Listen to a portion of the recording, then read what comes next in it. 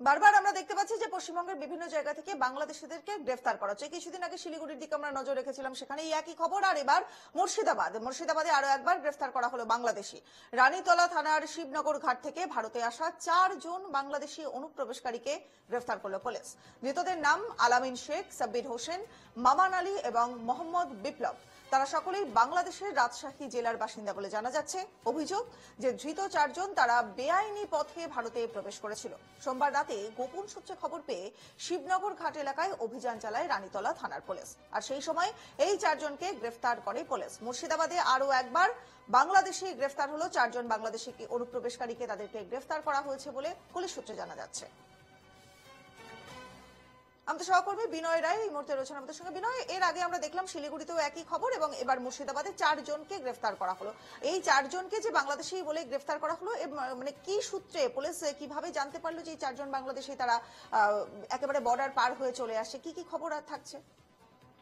একেবারে দেখো, মুর্শিদাবাদের রানীতলা থানা এলাকার শিবনগর ঘাট এলাকা থেকে এই 4 জনকে গ্রেফতার করে পুলিশ। যেটা জানতে পেরেছে যে এরা অবৈধভাবে বাংলাদেশ থেকে ভারতবর্ষে প্রবেশ করেছিল এবং পুলিশ সেখানে গোপন সূত্রে খবর পায়, এলাকাবাসীদের কাছ থেকে খবর পায়, যেটা কিন্তু তাৎপর্যপূর্ণ বলা যেতে পারে। তার কারণ কিন্তু এতদিন আমরা দেখেছি যে এই ধরনের বাংলাদেশি কারো অনুপ্রবেশ করলে বা কোনো অবৈধ কারবারি থাকলে পুলিশকে কাছে কিন্তু খবর সেই মতো পৌঁছাচ্ছিল না।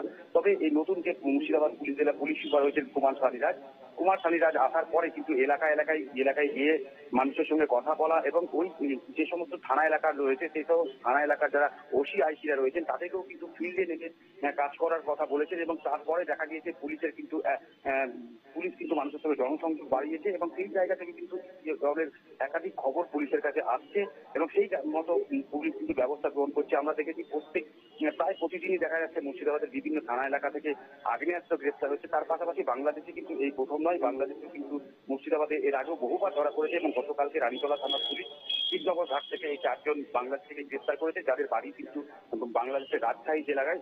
এবং প্রাথমিক সূত্রে পুলিশ যেটুকু জানতে পেরেছে যে এরা কিন্তু এই বাংলাদেশ থেকে ভারতে এসেছিল এবং এদের কাজ ছিল কিন্তু দক্ষিণের কোনো রাজ্যে গিয়ে পরিযায়ী শ্রমিক হিসেবে কাজ করবে, এইরকম প্রাথমিক সূত্রে এখনো পুলিশ জানাতে পেরেছে। তবে আজকে তাদেরকে 5 দিনের পুলিশ হেফাজতের আবেদন চেয়ে লালবাগ মহকুমা আদালতে পাঠানো হয়েছে এবং তারপরে তাদেরকে হেফাজতে নেওয়ার পর জিজ্ঞাসাবাদ শুরু হবে এবং জানতে পারা যাবে যে ঠিক কি কারণে তারা ভারতবর্ষে প্রবেশ করেছিল। রনিকা, বেশ বেশ। মুর্শিদাবাদ থেকে বিনয় রায় আমাদের সহকর্মী এতক্ষণ ছিলেন আমাদের সঙ্গে। মুর্শিদাবাদে আরো একবার গ্রেফতার করা হলো বাংলাদেশিদের। 4 জন বাংলাদেশি অনুপ্রবেশকারী, তারা এবার পুলিশের জালে।